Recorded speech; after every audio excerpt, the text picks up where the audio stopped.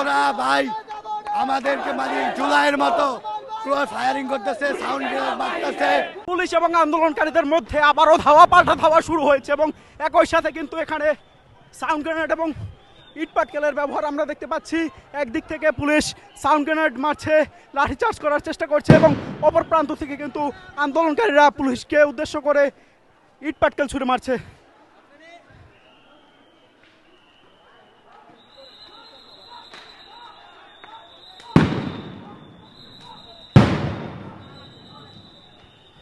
দর্শক, যেমনটি দেখানোর চেষ্টা করছি, শাহবাগ থেকে ঢাকা বিশ্ববিদ্যালয়ের যে রাস্তা, সেই রাস্তায় কিন্তু আন্দোলনকারীরা অবস্থান করছিলেন এবং সেই আন্দোলনকারীদেরকেই কিন্তু উচ্ছেদ করার জন্য এখানে পুলিশ লাঠি চার্জ করছে। পুলিশ কিন্তু আন্দোলনকারীদের উপর বেধড়ক আপনারা দেখছেন যে লাঠি চার্জ করছে, আন্দোলনকারীদের ছত্রভঙ্গ করে দেওয়ার চেষ্টা করছে। ওরা ভাই আমাদেরকে মানে জুলাইয়ের মতো ফায়ারিং করতেছে, সাউন্ড গ্রেনেড মারতেছে। হ্যাঁ, মানে আমরা মনে হয় যে এই দেশের কিচ্ছু না, ওরা আমাদেরকে বিন্দু পরিমাণ দাম না দিয়ে উড়াধুরা ফায়ারিং করতেছে। আমার একটা ভাই একটু আগেই ওদের নিয়ে গেছে হসপিটালে। মানে ওরা কি প্রশাসন, ওরা এই দেশের কিছুই না, ওরা হচ্ছে ভারতীয় দালাল। ওরা জুলাইয়ের পরেও ওরা দালালি ছাড়তে পারে নাই, ওরা বাংলার প্রেমে এখনো পড়তে পারে নাই। ওরা হচ্ছে দালাল, ওরা ভারতীয় দালাল। বুঝি নাই আমার উপরে অনেক আহত হয়েছে। একজন আমার চোখের সামনে আমি দেখেছি গুলিবিদ্ধ হয়ে রিক্সা দিয়ে নিয়ে গিয়েছে। পুলিশ সম্পূর্ণভাবে তারা নিজেরা আমাদেরকে, আমরা শান্তিপূর্ণভাবে আন্দোলন করতেছিলাম এখানে হাদি স্কয়ারে, কিন্তু আমাদের আন্দোলনরত যারা আছে সবাই যেন ইয়াতে আসে, হাদি ভাইয়ের কবরের সামনে আসে।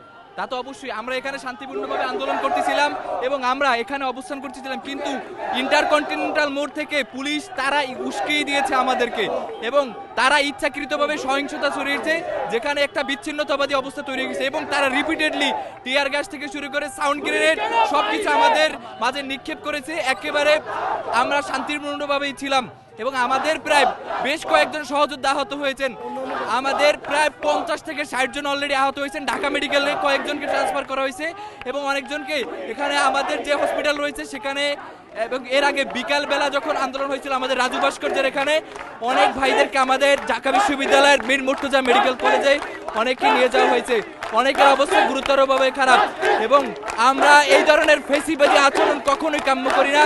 জুলাই গণ অভ্যুত্থানের পরবর্তী সময়ে যখন আমরা একটি স্থিতিশীল বাংলাদেশ সকলে কাম্য করতেছিলাম, ঠিক তখন এই ফেসিবাদের দোসররা আবার আমাদেরকে উস্কিয়ে দিচ্ছে, তারা দেশকে অস্থিতিশীল করছে। সামনে একটি নির্বাচন রয়েছে, সেই নির্বাচনকে যাতে ব্যাহত করা যায় তার অপচেষ্টাই তারা করছে। একই সাথে যারা ভারতীয়, যারা প্রকৃত ফ্যাসিস্ট রয়েছে, তারাই মূলত এই ইন্ধন যোগাচ্ছে আমাদের মাঝে। আমরা সকলে এর সুষ্ঠু বিচার চাই।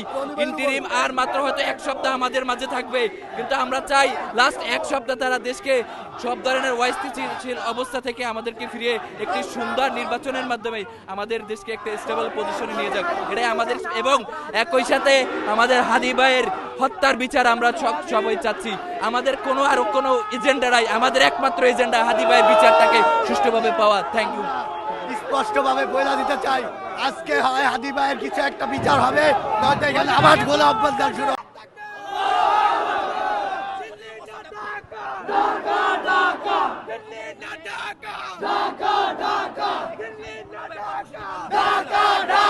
পুলিশ কোন চাচার বল, আমার ভাইয়ের রক্ত লাল।